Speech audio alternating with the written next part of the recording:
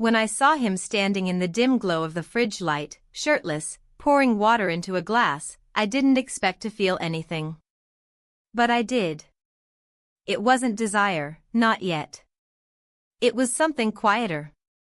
A spark of awareness, like someone had suddenly turned on a light inside me I didn't realize was off. I stood there for a moment too long, holding my mug of tea, watching him, and he looked up. Our eyes met, and instead of the awkwardness I expected, there was only calm. Recognition. Like we both understood something unspoken. He said, "Can't sleep either," and smiled. That smile. It wasn't flirtatious. It was soft, real, too real.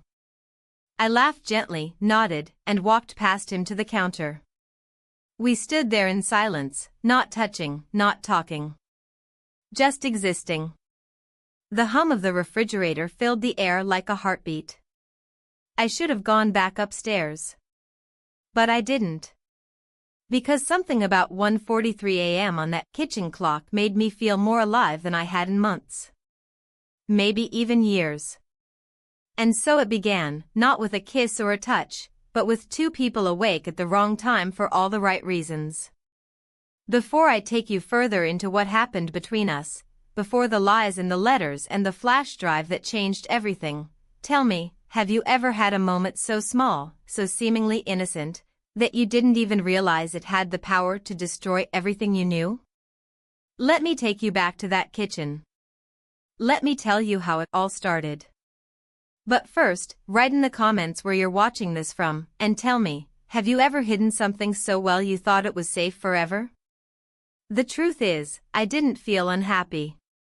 Not in the way people expect when they hear stories like mine. I wasn't trapped in a cruel marriage, I wasn't neglected or abused. My husband was a decent man. He worked hard, provided for us, didn't raise his voice. But somewhere along the way, the warmth between us cooled into a quiet coexistence. We became polite roommates, not partners. Not lovers. We filled the house with movement, conversation, routines, but not with each other. He would come home tired, scroll through the news on his phone while I cleared the table, and I would say things like, "The garden needs weeding," or "The gutters are clogged again," just to hear my own voice. Not because I expected him to care. Most nights, we didn't touch. We didn't fight. We just didn't. And I didn't think I needed anything else. That's the strange part. I thought I had adjusted. Adapted. Grown out of desire, maybe. I stopped noticing my reflection. I started dressing for convenience. I didn't feel ugly. I felt invisible. Then my best friend called. Her son had just been accepted into a university in our town, and his housing plans fell through. She asked if he could stay with us temporarily. I said yes, of course, without hesitation. I'd known him since he was a child. Sweet boy. Quiet, well-mannered. It wasn't a favor, it was the natural thing to do. He moved in on a Friday afternoon. I made up the guest room, washed the linens, cooked a lasagna. He hugged me when he arrived. A real hug, with both arms. He smelled like clean laundry and cologne. I smiled, gave him a tour of the house again, even though he remembered it all. The first few days were ordinary. He came and went, respectful and cheerful, always asking if I needed anything. He offered to help with the dishes, carried groceries in from the car without being asked. He complimented the meals I cooked. Things my husband never did anymore, but again, I didn't see it that way. Not yet. Then came the night I couldn't sleep. I lay in bed next to my husband, who was already snoring softly. I stared at the ceiling, thinking about nothing and everything at once, the bills, my back pain, the fading blooms in the garden, the way time felt heavy lately. I got up quietly, not wanting to wake him, and tiptoed downstairs. The kitchen light was off, but the fridge cast a dull glow. And there he was standing in that glow, in sweatpants and no shirt, drinking from a glass. He startled when he saw me, then smiled. "Can't sleep either?" I smiled back, kept my voice low. "Seems like it." We talked for a few minutes. Nothing deep. Just whispers about how the house creaked at night, how cold the tile floor was, how he wasn't used to this kind of silence at his mother's place. I told him I liked the silence. He nodded. We stood in it together, sipping our drinks. After that night, 1:43 a.m. became ours. Not by plan, but by rhythm. Most nights, we'd meet there by accident. Or maybe it stopped being an accident. He'd appear just after I did, or I'd find myself waiting for footsteps. Some nights we talked, some nights we didn't. He told me about his classes, his professors, his frustrations with growing up. I told him stories about my younger days, about a version of myself I hadn't thought about in years. The kind who used to dance barefoot in the kitchen while cooking dinner. The kind who wore red lipstick for no reason. I saw myself through his eyes, not old, not irrelevant. Just present. And slowly, I began to change. Not outwardly, not yet, but inside. I started brushing my hair before coming downstairs. I put on lip balm. I changed from pajamas to cotton nightgowns that looked less worn. I didn't know why. Or I did. I just didn't want to admit it. There was one night, maybe the 5th or 6th time we found ourselves in the kitchen, when he said, "You seem different than I remember." I asked, "How so?" He shrugged, smiled. "I don't know. Lighter. Happier maybe." I laughed. "Maybe I just like having someone to talk to." He nodded. "Me too." And we left it at that. But the words stayed with me. Lighter. Happier. Not something I'd been called in a long time. During the day, I still played the same roles. Wife. Hostess. Friend. But at night, in those quiet minutes on the tiled floor, I became something else. Something more alive. Not because of him, not entirely. But because of how I felt near him. Seen. Heard. Remembered. He never said anything inappropriate. Never crossed a line. And yet, the air between us shifted. Denser. Warmer. Charged. One night, I reached for a glass at the same time he did. Our hands touched. Not brushed, touched. His fingers lingered for half a second longer than necessary. I looked up. He looked back. Neither of us moved.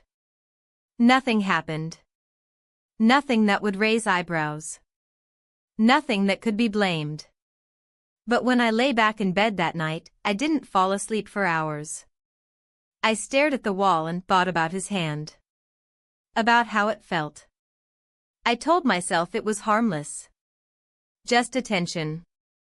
Just loneliness meeting companionship.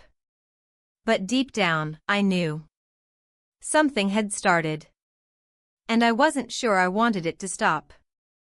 It became routine, not scheduled, not spoken of, but quietly anticipated.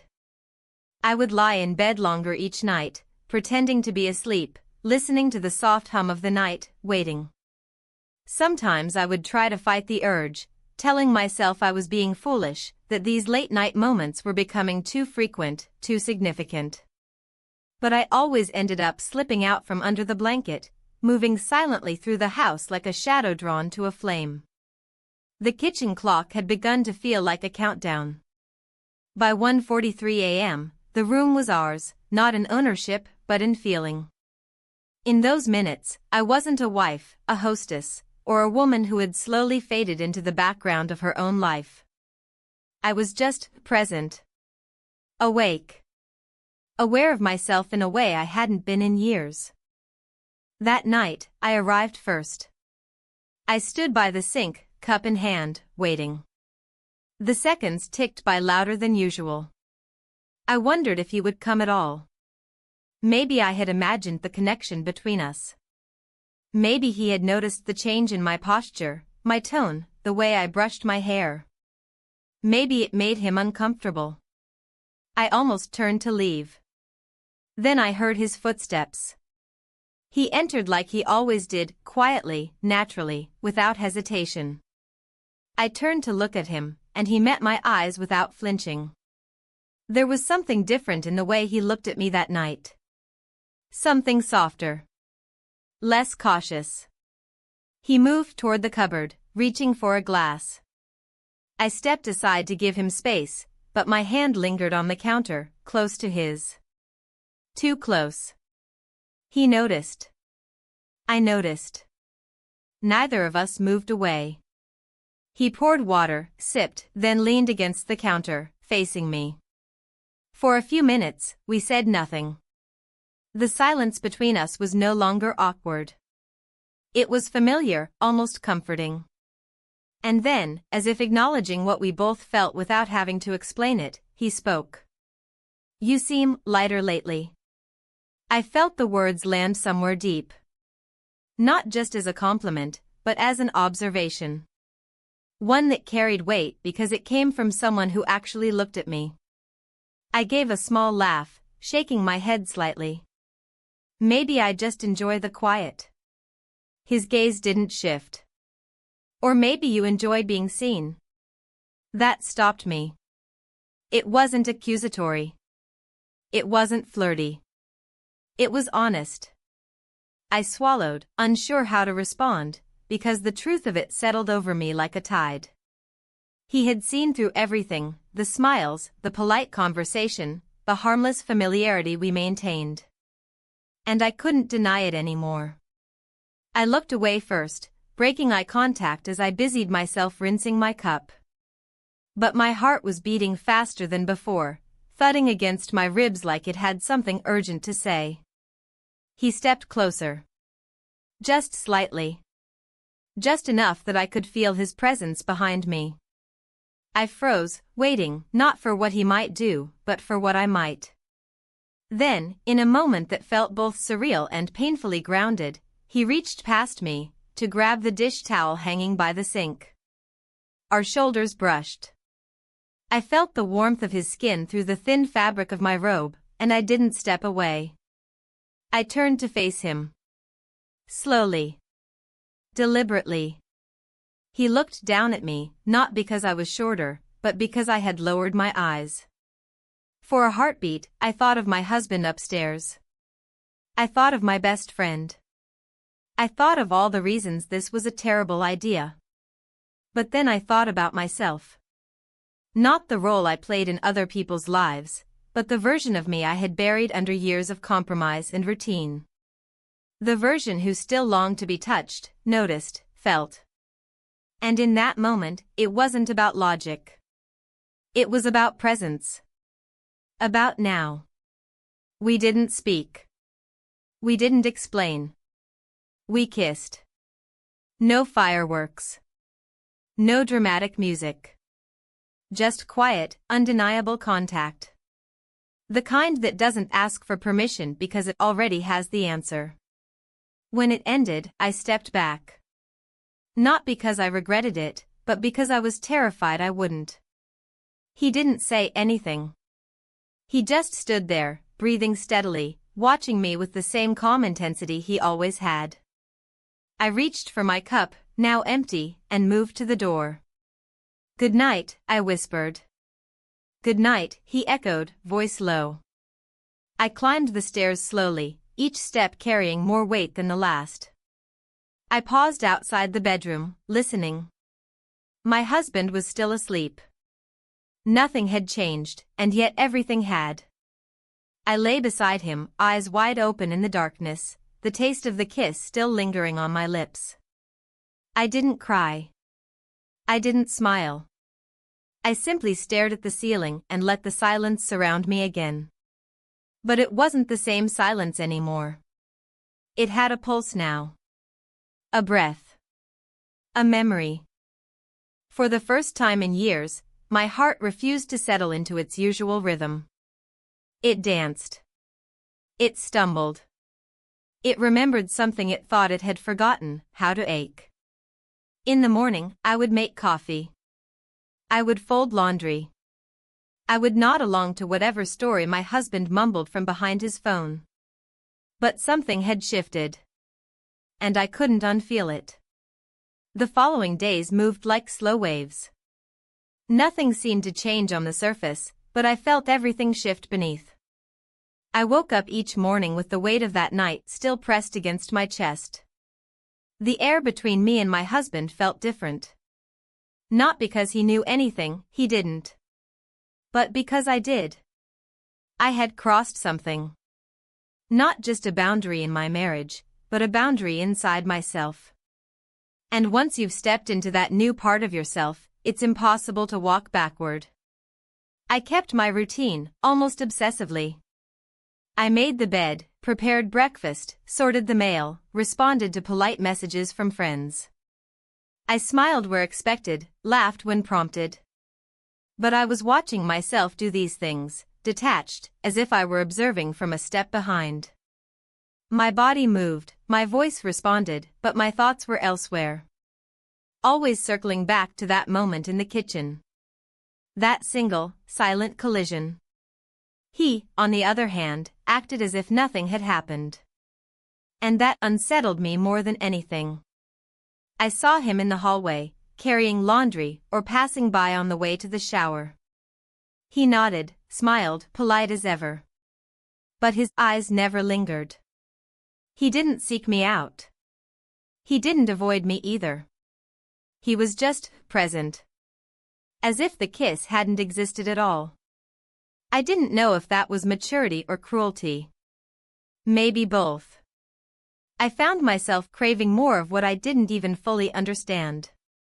Not another kiss. Not anything physical. Just that moment again, that deep, unspoken acknowledgement. The kind of attention that felt like someone finally turned the lights on inside you after years of shadows. It terrified me how much I missed it. I told myself it was a one-time mistake. A moment of emotional confusion. But that was a lie. I didn't feel confused. I felt alive. For the first time in what felt like decades, I was aware of every inch of my skin, every breath I took. It wasn't about him, not exactly. It was about being seen, being responded to, being real again. One afternoon, while folding laundry in the guest room, I found his t-shirt at the bottom of the basket. I froze, holding it in my hands a moment too long. It smelled faintly of detergent and something warmer. Not perfume, but a scent full of youth and motion. I stared at it, heart racing, then folded it carefully and placed it on the top of the stack, willing my hands to stop shaking. Later that same day, I overheard a conversation between him and my husband. They were in the garage, talking about tools or paint or some repair I didn't quite follow. The ease in their voices made me ache. I wanted to be unaffected, but I wasn't. I listened, felt the distance growing inside me. A distance from the life I had built, from the woman I had become.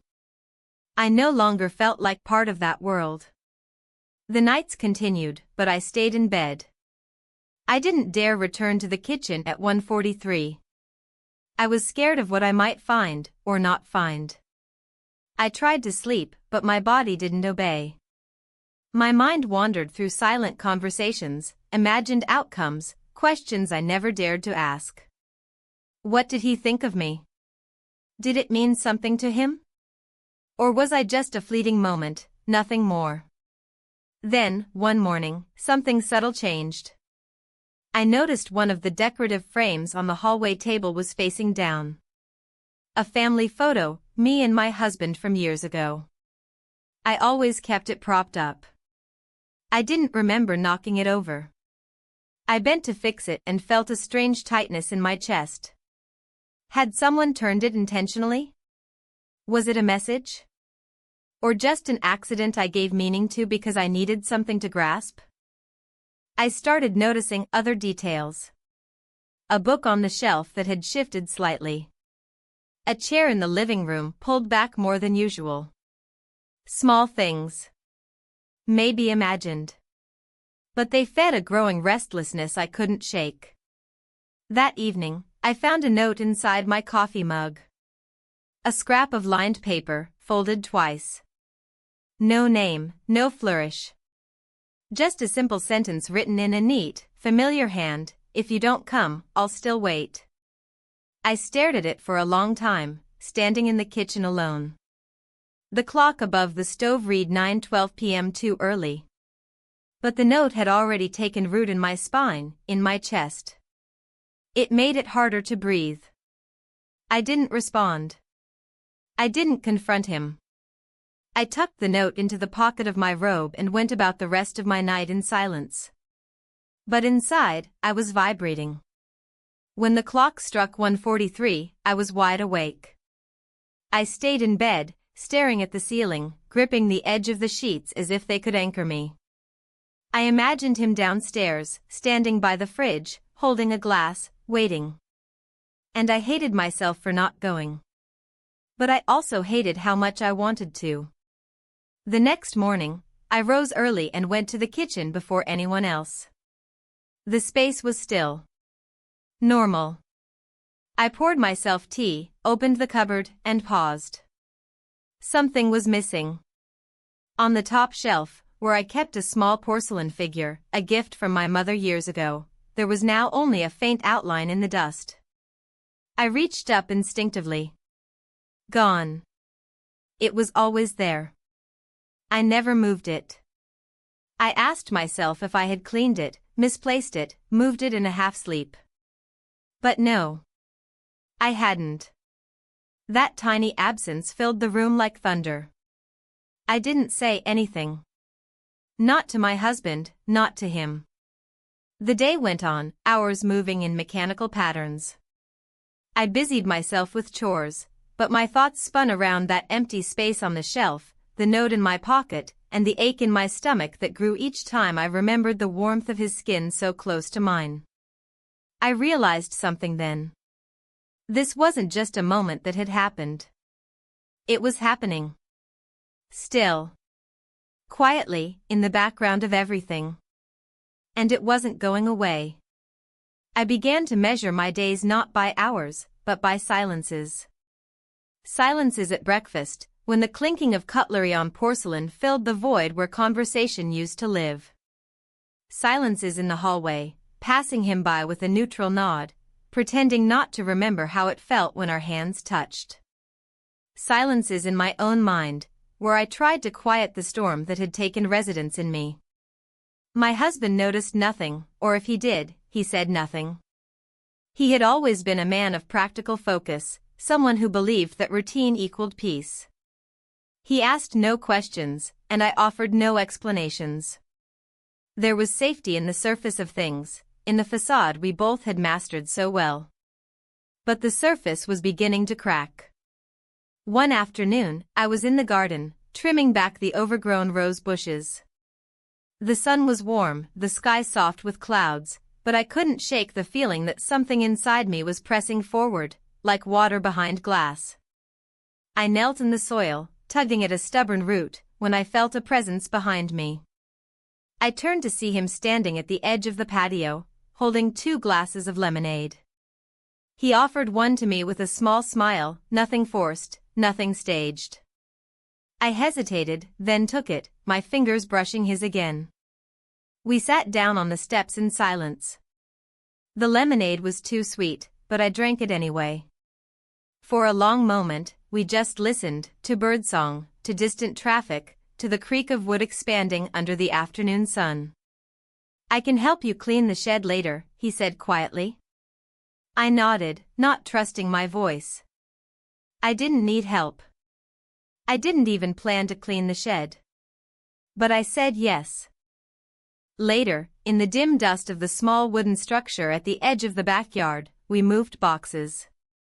Old decorations, rusted tools, forgotten camping gear. The air was thick with the smell of time and mothballs. I found an old radio and chuckled, remembering how we used to bring it to the beach when we were younger. He asked me questions, not shallow ones, but the kind that make you reflect. What did you want to be before you got married?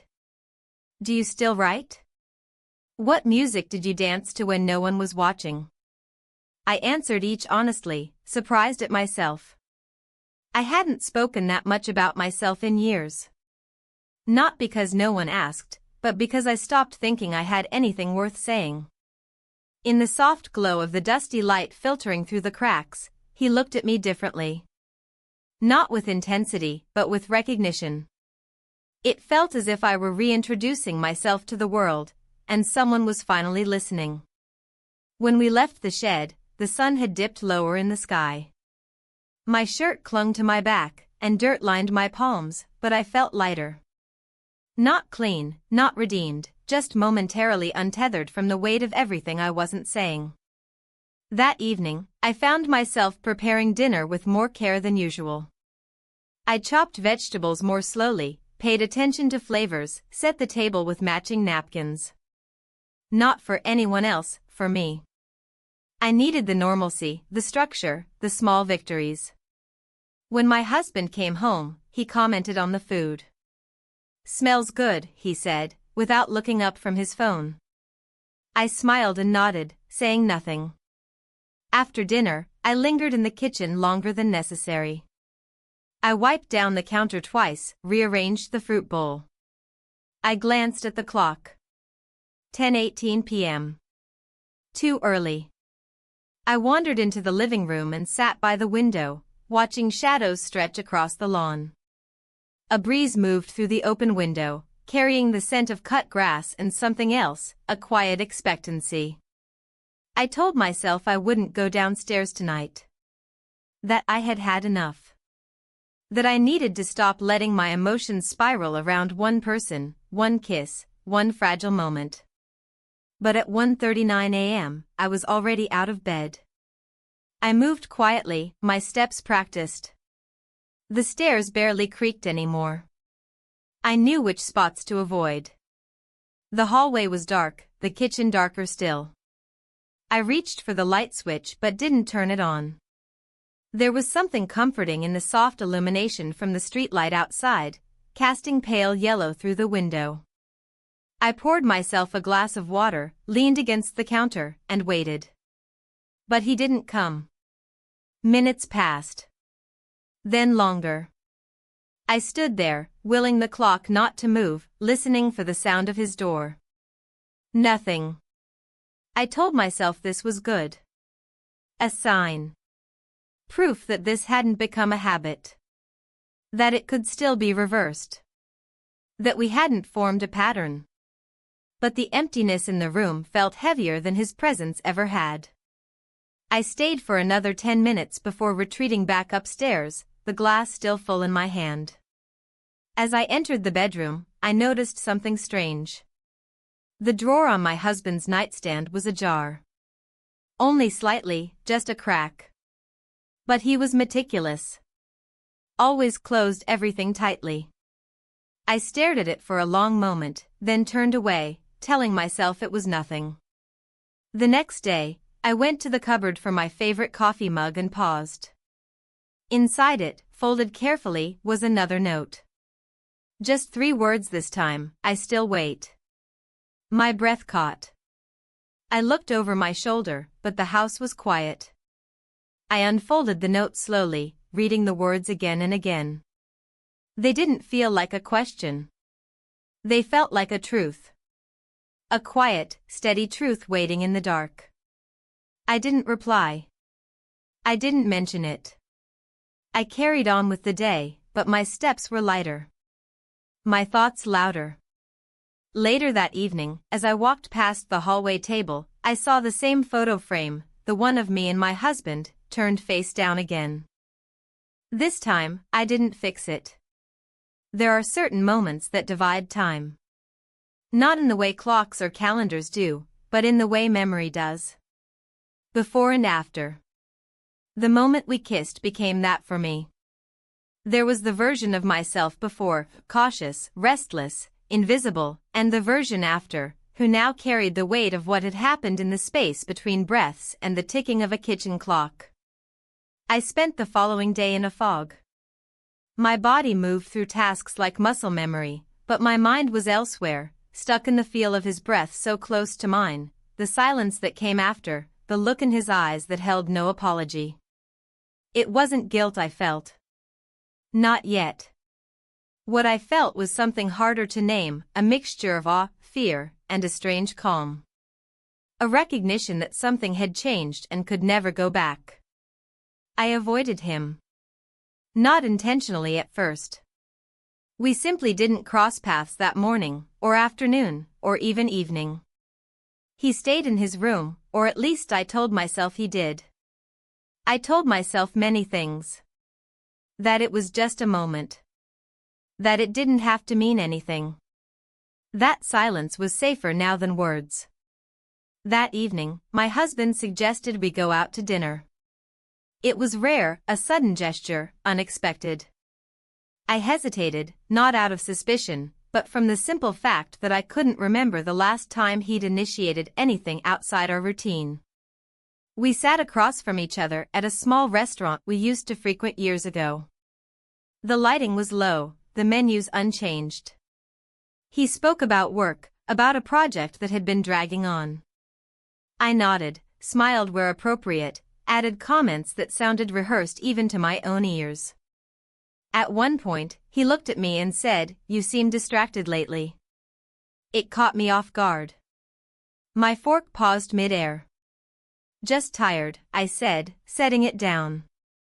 "Haven't been sleeping well." He nodded slowly, studying my face, then returned to his plate. That was it. No follow-up. No further questions. He accepted my answer like he always had, like someone who had long since learned not to dig deeper. When we returned home, he went straight to the den to watch television. I lingered in the hallway, staring at the guest room door. It was closed. The light inside was off. I didn't knock. I didn't even breathe for a few seconds, and then I walked upstairs and went to bed. But sleep didn't come. I waited, eyes wide in the dark, pulse steady but loud. Every creak in the house made me sit up, every shadow felt like something more. But the hallway stayed quiet. At 1:42 a.m., I got out of bed. The kitchen was dark. No footsteps followed me. No voice greeted me. I poured myself a glass of water and sat at the table. The room felt larger than usual, emptier. The silence, once intimate, now echoed. I traced my finger along the rim of the glass, thinking about the way his hand had hovered next to mine, how we had moved in and out of stillness like dancers unsure of the rhythm. Time passed. I didn't check the clock. I didn't need to. I knew he wasn't coming. I went back upstairs and lay in bed, staring at the ceiling, the cool air brushing against my skin through the open window. I thought about the moments that had brought us here, the invisible path we had walked. I wondered if he regretted it. I wondered if I should. But I didn't feel regret. Not exactly. I felt suspended. The next morning, I found a folded note under my coffee mug. My hands trembled slightly as I picked it up. The handwriting was the same, a small, steady. We kissed. That was all it said. No apology. No explanation. Just truth, laid bare, in 3 quiet syllables. I stood there, staring at the paper, the weight of it heavier than it should have been. My heart beat faster, not from panic, but from memory. From recognition. I tucked the note into my pocket and went about the morning. Around midday, I found myself in the garden again, watering the plants. The soil was dry, the roses drooping. I moved slowly, almost methodically, but my thoughts were anything but calm. I kept replaying those words. We kissed. Over and over. As if saying them again might make them make sense. I didn't see him until I turned to grab the hose and found him already standing a few feet away, holding a basket of tools. "I thought I'd finish what we started in the shed," he said, his voice level, unreadable. I nodded. "That's a good idea." We worked in silence. Dust filled the air again. I handed him boxes, moved aside old furniture, swept the floor. It was nothing and everything all at once. Every glance, every brush of arms, every shared breath carried layers we didn't speak out loud. At one point, he reached for a heavy bin at the same time I did. Our hands met. He paused. I froze. His eyes met mine, and for a moment, the world around us stopped. Then we let go at the same time. That night, I found myself in the kitchen again. This time, I wasn't waiting. This time, I knew. He walked in at 1:44. A minute late. Or maybe perfectly timed. We didn't speak. We stood across from each other, the soft light from the street painting thin lines across the floor. He stepped forward. I didn't move. And without a word, without fear or hesitation, we kissed. Again. The same. And not the same at all. The next morning began with sunlight pouring into the bedroom, washing over the bed like nothing had happened. The house was quiet, as usual.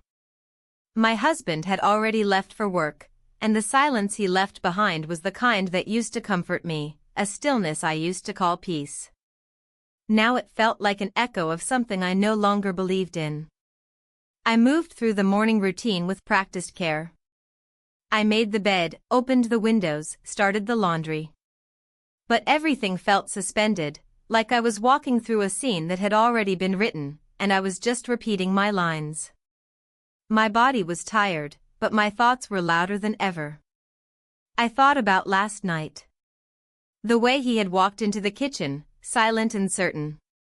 The way our eyes had met without hesitation. The way the kiss had happened, again, without a plan, without warning. And the way I hadn't stopped it. There was no note waiting for me this time. No folded message in the mug. Nothing on the counter. But I didn't need one. The air between us had shifted. We had crossed something again. Not a line, but a threshold. And we both knew it. I didn't see him that morning. He stayed in his room or left early, I wasn't sure. I avoided walking past the guest room door, afraid of what I might feel. Or more truthfully, afraid that I might feel nothing. But I did. I always did. By early afternoon, I decided to clean the front hallway closet, the kind of task I usually avoided. I told myself it was just for order, to keep my hands busy, to be productive. But deep down, I knew I was trying to escape my own mind, which had begun to feel too full. As I pulled out old coats and shoes, I found a box tucked behind a stack of winter boots. I didn't recognize it at first. It wasn't labeled. I set it aside and continued organizing, but it sat there, calling my attention back again and again. Eventually, I opened it. Inside were things I hadn't seen in years: gold letters, dried flowers, photographs from when I was younger. Before marriage. Before routine. Before I disappeared into the life of someone's wife. The pictures showed a different woman. My smile reached my eyes. My body moved with freedom. I held things with both hands, I stood taller. I sat there for a while, the closet door wide open, sunlight catching the edges of the photos, my knees folded beneath me on the wood floor. I wasn't crying, but my chest felt tight. Not regret, something else. A kind of mourning for the version of myself I had slowly erased. That evening, I didn't wait for anything. I didn't check the clock. I didn't move toward the kitchen. I just sat by the window, watching the garden fade into twilight. I tried to empty my mind, to quiet the questions that came in waves. What was I doing? What did it mean? Could I stop? I told myself it was still in my control. But I didn't believe it. Later, just before I went upstairs, I passed the hallway table. The photo frame, the one that had been turned down, was standing upright again. I stopped, staring at it. It was a small detail, easy to overlook. But I hadn't moved it. And my husband hadn't mentioned it. I reached out and turned it down again. This time with intention. That night, I stayed in bed. I didn't move. I didn't listen for footsteps. But at 1:43, I was awake. Eyes open. Heart steady. Waiting, without letting myself admit I was waiting. The house stayed silent. In the morning, I told myself I needed to do something to reset. To clear my head. So I offered to drive across town and pick up groceries at a specialty market my husband liked. He agreed too easily, as if eager to get me out of the house. I didn't ask why. I didn't want to know. Driving helped. The motion, the noise, the open road, it all gave me space to breathe. I took my time, browsed the aisles slowly, let my mind wander. But it always came back to the same thought: this can't last. Whatever we were doing, whatever it was, it had no place in the real world. It existed in the shadows, in the gaps of routine, in the silence between footsteps. Back home, I found the house empty. My husband was still at work. The guest room door was open. I stepped inside, cautiously. The room was clean, simple, untouched. Bed made. Desk organized. Window open. On the nightstand, a small stack of books. One of them was mine, something I'd given him to read weeks ago. I looked around, not sure what I expected to find. A note? A sign? Some confirmation that this thing between us wasn't just in my head? Instead, I noticed something subtle. The porcelain figure that had gone missing from the kitchen shelf, the one I thought I had imagined, was sitting on the edge of his windowsill. I stared at it for a long moment. It wasn't hidden. It wasn't displayed. It was just there. Placed carefully, like it belonged. I didn't touch it. I didn't move it. I just walked out and closed the door behind me. That night, I went to bed earlier than usual. I didn't wait. I didn't move. But I didn't sleep. At 1:43 a.m., I was already awake when the floorboard creaked outside my door. I didn't move. I listened as the steps continued down the hall, past my room, toward the kitchen. Slow. Deliberate. And then silence. I closed my eyes. And I knew I would follow. I stepped into the kitchen at 1:45 a.m., barefoot, not out of indecision, but because it felt like the only quiet answer I could give to what had been unfolding in whispers. The air was cool against my skin, and the silence was so thick I could feel it pressing against my shoulders. He was there, standing near the sink, the same glass in his hand, the same stillness in his frame. We didn't speak. There was no need. Everything that needed to be said had been building in the way we looked at each other, in the things we didn't dare voice. Words, at that point, would have only cheapened what had been living beneath them. He turned slightly, as if making room for me in the stillness, and I stepped closer. Not rushed. Not hesitant. Just present. He didn't touch me first. I did. I reached out, barely brushing his arm with my fingertips. His eyes met mine, and that was all it took. Everything that had lived quietly between us surged forward in that small moment. And then it happened, without instruction, without permission, without any clear beginning. We spent the night together. And by morning, the world had not ended. The sky still turned its pale shades of blue. Birds still chattered outside the windows.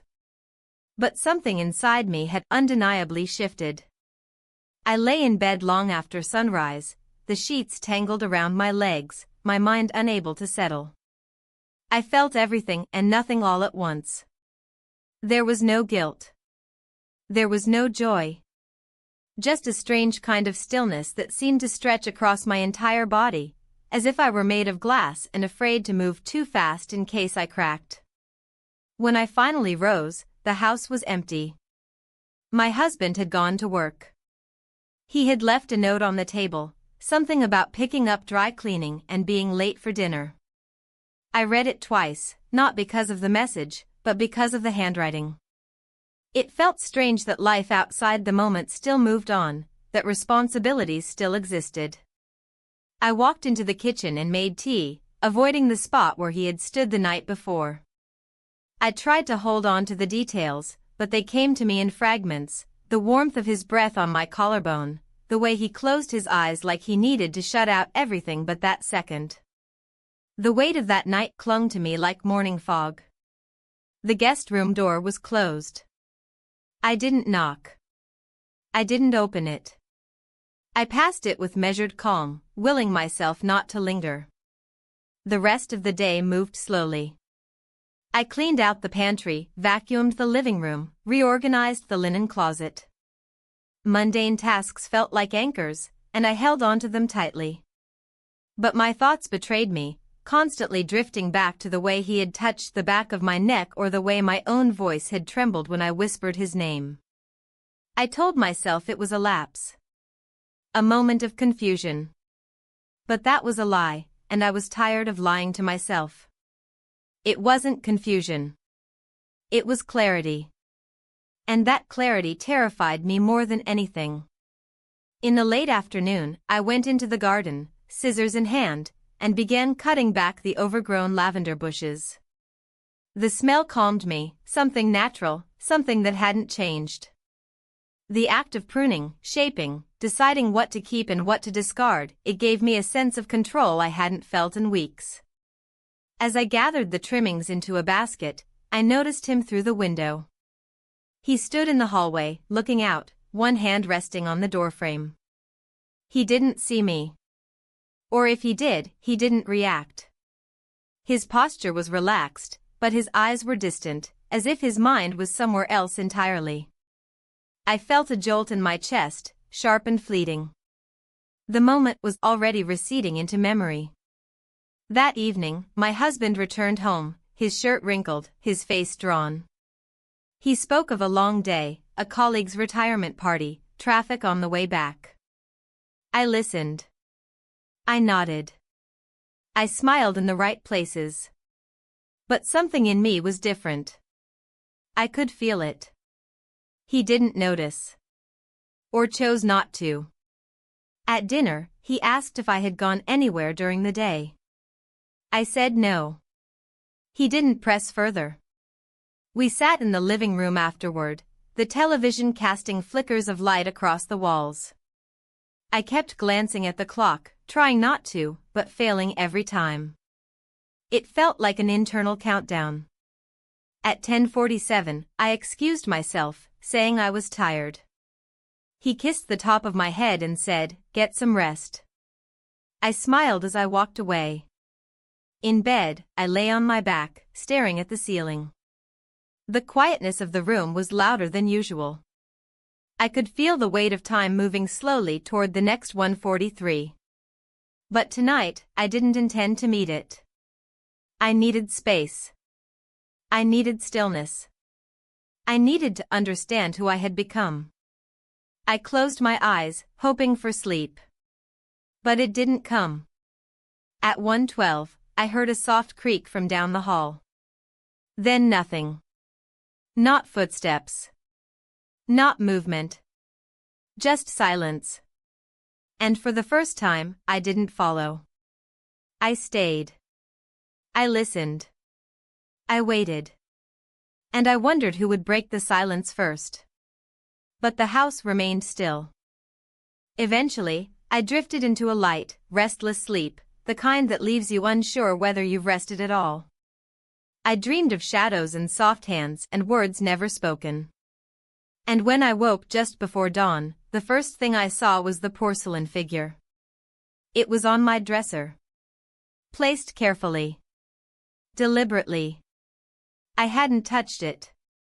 It hadn't been there the night before. I stared at it, unmoving. I didn't know what it meant. But I knew what I felt. Seen. Again. Still. Always. I spent the entire day pretending I hadn't seen it. The porcelain figure, now quietly resting on my dresser, stood like a memory I hadn't invited. It didn't ask for attention, but it demanded to be acknowledged. I avoided looking at it directly, as if by ignoring its presence I could delay the questions it brought with it. But it was there, unmoving, as real as the air I breathed and as sharp as the truth I didn't want to face. I moved through the house on autopilot. My husband left early, leaving behind his usual scent of aftershave and obligation. I stood in the doorway after he closed the door, listening to the stillness that followed, letting it settle around me like a second skin. He hadn't said anything different. He hadn't acted any differently. But something about the way he paused before leaving, the extra glance in my direction, the slight hesitation in his step, made me wonder. Did he know? Had something changed and I simply wasn't ready to see it? I walked past the guest room door and stopped. It was closed. I placed my hand on the handle, then pulled it away. I didn't know why. Maybe I wasn't ready for whatever I might find on the other side. Maybe I already knew he wasn't there. Instead, I made my way downstairs, cleaned the kitchen even though it was already clean, wiped the windows even though there was no dust. I rearranged the spices. Counted the tea bags. Swept the floor twice. The motions helped. They dulled the noise in my mind. It was nearly noon when the doorbell rang. I wasn't expecting anyone. I wiped my hands on a towel and opened the door slowly, the way one does when unsure whether to expect a visitor or a question. No one was there. Just a small padded envelope on the doorstep. There was no name. No return address. I picked it up, closed the door behind me, and stared at it under the kitchen light.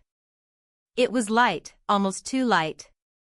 I hesitated before opening it, fingers trembling slightly. My mind raced through possibilities, none of them rational. But I opened it anyway. Inside was a USB flash drive.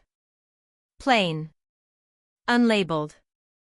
I stared at it for a long time before placing it on the counter like it might burn me. I didn't plug it in. Not right away. I walked away from it, made tea I didn't drink, opened a book I didn't read, sat in a chair and stared at the wall. I told myself it was probably nothing. Some kind of spam. A mistake. A neighbor's misdelivery. But I knew better. By mid-afternoon, the curiosity became unbearable. I plugged it into my laptop. One file. No title. No metadata. Just a silent, anonymous video file. I opened it. The screen lit up with a familiar view, the kitchen. My kitchen. The image was static, wide-angle, like from a security camera. It faced the refrigerator, the counter, the table. My throat tightened. There was no audio. Just quiet motion. And there I was. Standing at the sink. Pouring tea. Turning slowly. He entered. I watched myself look up. I watched the way my shoulders shifted, the way my fingers tightened around the mug. I saw the brief smile, the small steps, the pause before I moved closer. And then the kiss. Not long. Not dramatic. But unmistakable. I slammed the laptop shut. My breath was ragged. My hands were cold. I sat there, staring at the closed device, as though it had just whispered something I'd been dreading. My heart pounded in my ears, and I couldn't tell whether it was fear or recognition. Someone had seen. I didn't know who. Or when. Or why. But the truth was out of my hands now. I looked around the room as if it might tell me something, some explanation, some justification. But all I saw was the kitchen, the place where everything had begun. A place that once felt like escape now felt exposed. I removed the flash drive and hid it in the drawer beneath the towels. The rest of the day passed like a blur. I didn't speak to anyone. I didn't go outside. I checked my phone repeatedly, expecting a message that didn't come. I made dinner mechanically and didn't eat it. That evening, when my husband returned home, I watched him carefully. Every movement. Every expression. I waited for a question, a raised eyebrow, a pause. But there was nothing. He spoke about his day. He asked if I had watered the plants. He complimented the pasta, though I knew it was overcooked. And all I could think about was the image of myself on that screen. At one point, I asked him casually, "Have we ever had cameras installed?" He looked up from his plate, blinking. "Cameras? No. Why would we?" I shrugged. "Just thought I saw something strange earlier." He nodded, already turning his attention back to his meal. I couldn't tell if he was lying. Later that night, I lay in bed, eyes wide open, listening to the sound of his breathing next to me. Even and calm. The way it had always been. I stared at the ceiling, wondering who had seen that video before me.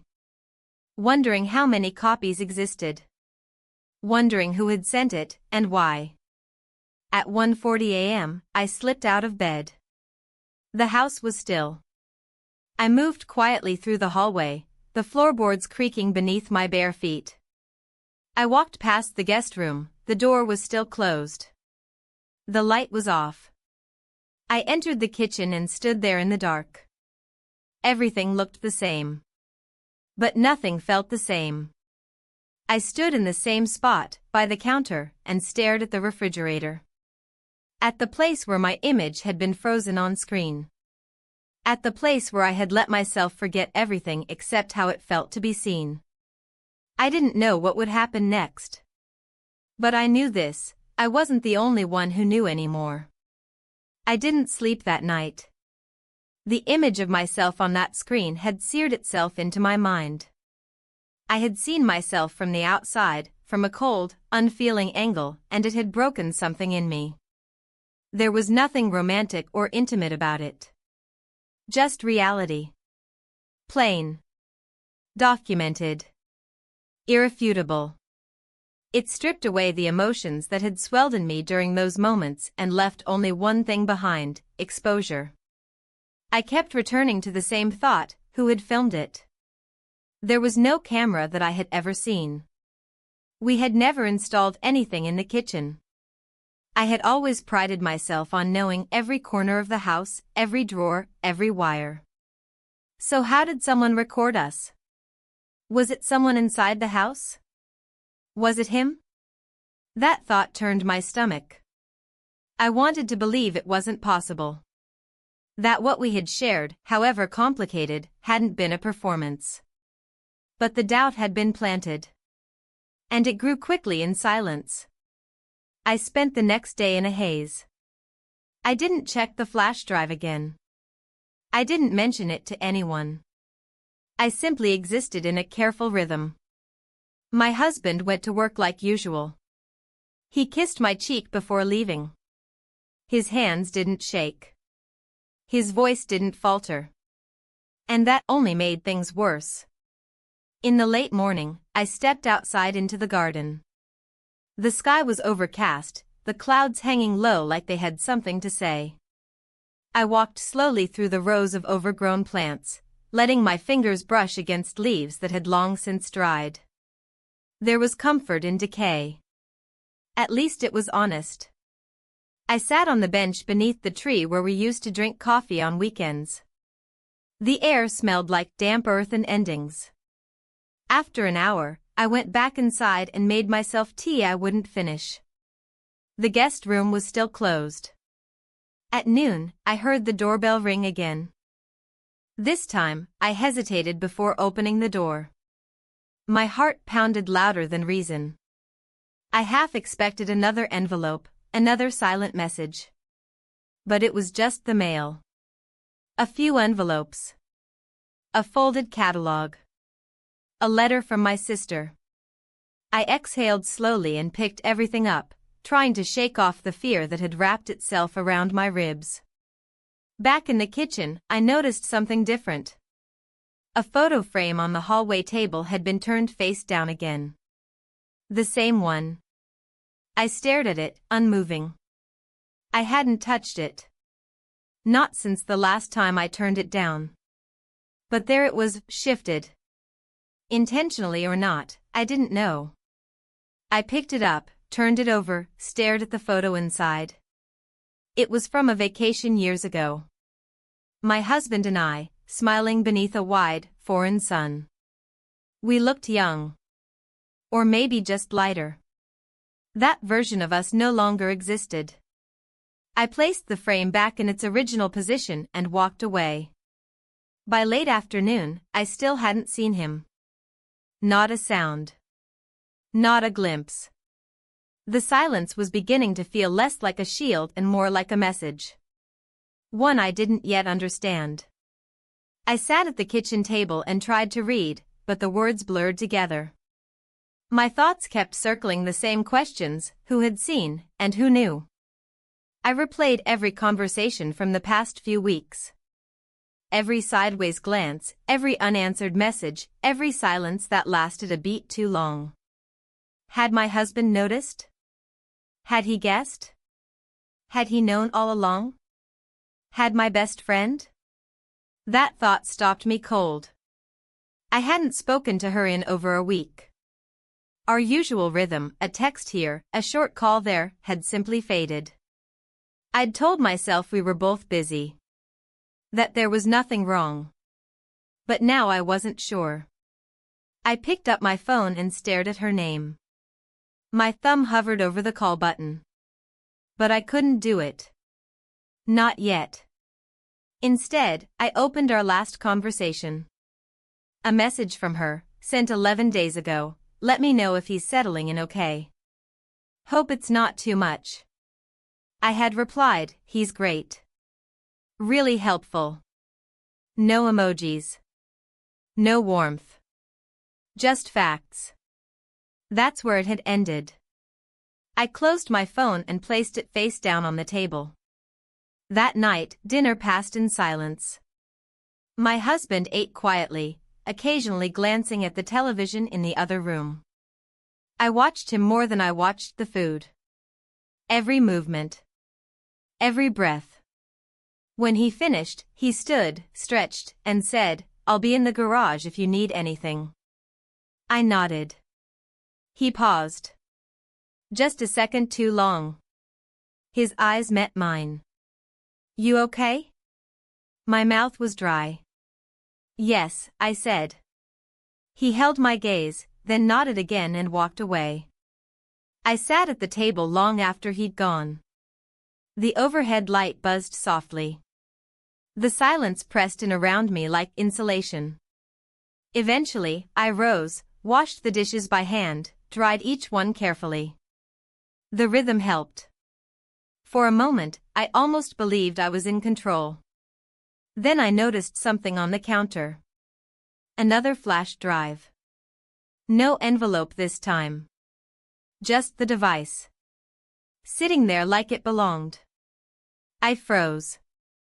My breath caught in my throat. I didn't touch it. I didn't move.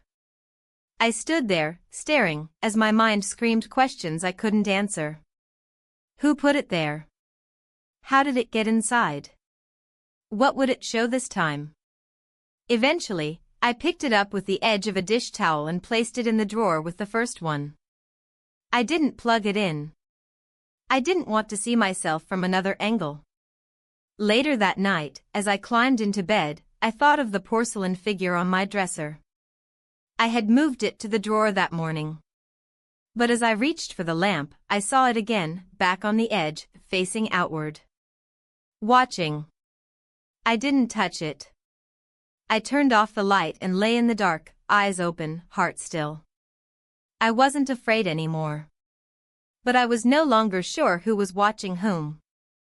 The morning after the second flash drive appeared, I woke with the strange clarity that only arrives after too many restless nights.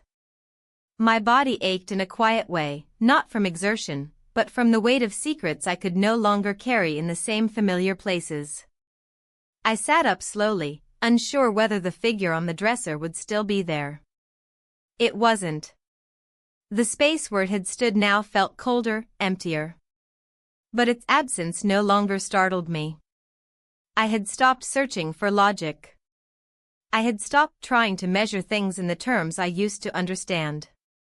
I moved through the house like someone cleaning up after a storm. Not rushing, but with a determined quiet. I opened windows. I made the bed. I brewed coffee I didn't drink. There was something comforting about pretending the day was ordinary, even when every breath whispered otherwise. He wasn't in the house. The guest room was still closed, the bed undisturbed. I didn't knock. I didn't need to. I could feel his absence long before I confirmed it. Whether he had left that morning or days ago, I didn't know anymore. Time had softened around the edges, and I had stopped trying to hold it firmly. When my husband came home that evening, he carried a small cardboard box. He set it on the kitchen counter and said, without much ceremony, "Found this up in the attic. Old tapes and stuff. You might want to look through it." I nodded, my stomach tightening in that way it does when something too familiar suddenly feels foreign. He didn't linger. Just turned and walked toward the garage, like always. I stood before the box for a long time. It was taped lightly, corners dented. The handwriting on top was mine, years old, fading. I peeled the tape away and opened it. Inside were photos, envelopes, and a few old cassette tapes. Things I hadn't seen in more than a decade. I pulled out the top layer carefully, unfolding paper that smelled like dust and forgotten years. There were notes I'd written to myself, grocery lists scribbled on the back of receipts, a postcard from a place I never visited.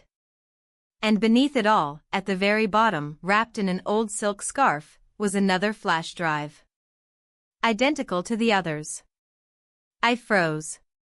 This one, unlike the others, had a small sticker on it, a red dot. Nothing else. I held it in my hand, feeling the plastic edge press into my palm. My first instinct was to hide it, like the others. Tuck it away into the drawer, pretend I hadn't found it. But something in me shifted. I didn't want to run from it anymore. I carried it upstairs, plugged it into my laptop, and opened the single file inside. This time, the image wasn't of the kitchen. It was the hallway. The date stamp was old. Weeks ago. Maybe longer. I couldn't tell. I saw myself walking, slowly, past the hallway table. I paused, looked down at the photo frame. I reached out, turned it over. And then, in the faint reflection on the glass of the frame, I saw something else. A figure sitting on the couch behind me. Unmoving. Just watching. I couldn't see a face. The figure was out of focus, more shadow than person. But it was there. Watching me while I turned away. Watching me while I believed I was alone. I shut the laptop. I didn't cry. I didn't panic. Instead, I stood up, walked to the window, and stared out at the fading light across the lawn. Something inside me had settled. The truth, whatever it was, no longer felt like something to fear. It had already arrived. It had been living quietly in the margins, waiting for me to look closely enough. I had spent weeks trying to deny it, trying to package the events in a way that made them manageable. But there was nothing left to manage. My husband knew. He didn't say it. He never would. But he knew.